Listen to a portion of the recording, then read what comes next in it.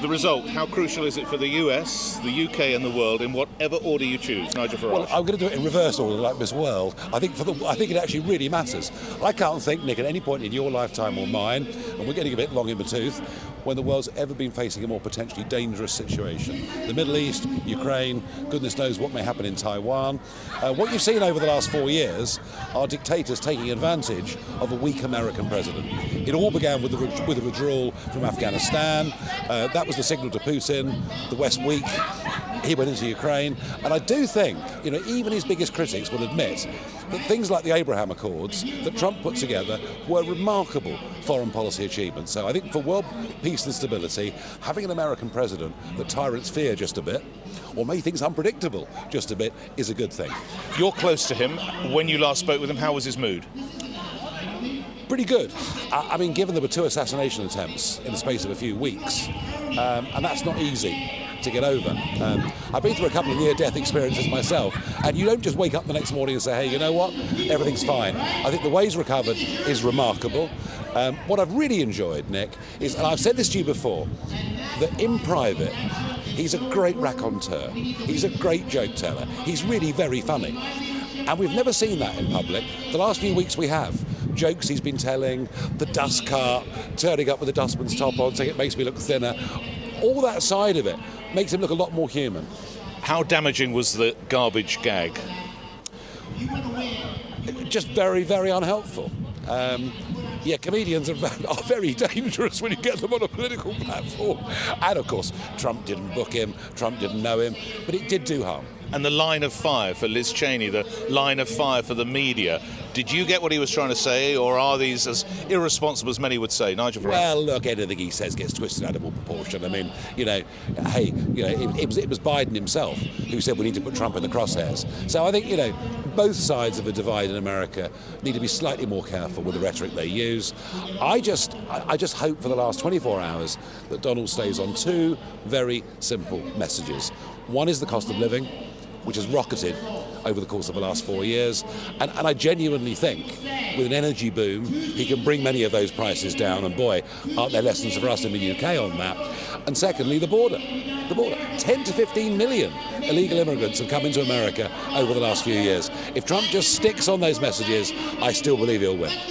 Are you speaking here? We're very noisy. Are you speaking here at this rally? No, I'm not. I've kind of not pushed myself forward in quite the way I did in the previous campaigns, partly because of what the Labour Party have done. But folk recognise you. When I got out of the car behind you, people know you straight away. Why do you suppose that is, Nigel? Well, I've spent loads of time in America. I've done lots of stuff on Fox and Newsmax and even CNN and MSNBC on certain days.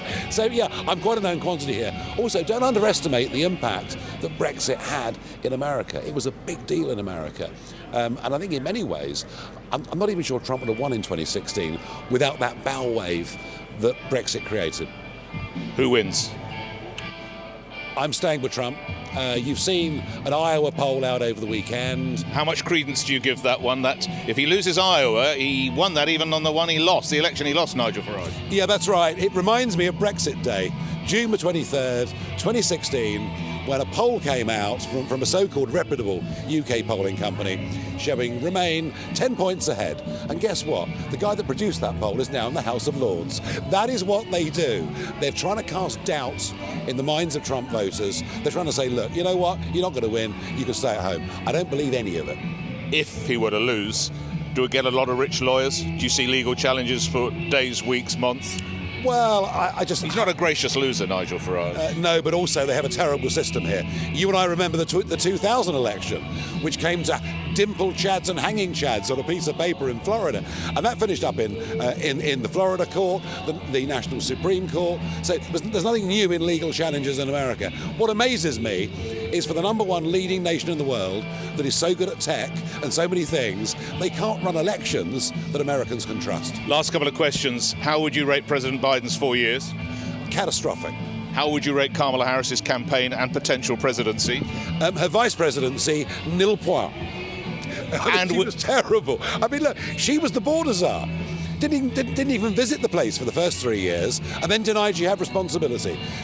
I think she's a terrible candidate. Let's come back finally to UK politics. We're speaking hours after we've heard the appointment of some of Kemi Badenoch's shadow cabinet that's only an hour or so ago. Your reaction to that from what you've heard so far? The Remainers are back in town. There's going to be no change whatsoever. She is a continuity candidate with all the influences of Michael Gove and all the gang in 10 Downing Street, and somehow she thinks miraculously she can bring them together. There are two parties within the Conservative Party. You've got the reform-minded people and the Liberal Democrat-minded people, and they are so far apart, it's not true. What might the impact be for the Reform UK Party? Seeing it already. We've gone through 95,000 members this morning.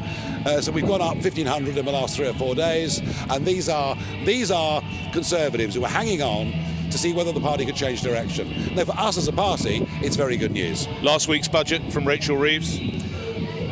Just an attack on aspiration. Do you know, I went to a farm in Essex at the weekend, a 300-acre farm, third generation, kids they were hoping to pass it on to for the fourth. And frankly, you know, the estate and the machinery is probably worth 5 or 6 million quid in today's money. So on paper you can say they're rich. Their income's tiny. They couldn't possibly pay a bill of £1 million inheritance tax. I think it's a disastrous mistake, and generally when governments U-turn, we scream U-turn, U-turn, but in this case she needs to U-turn or the family farm in Britain will be destroyed.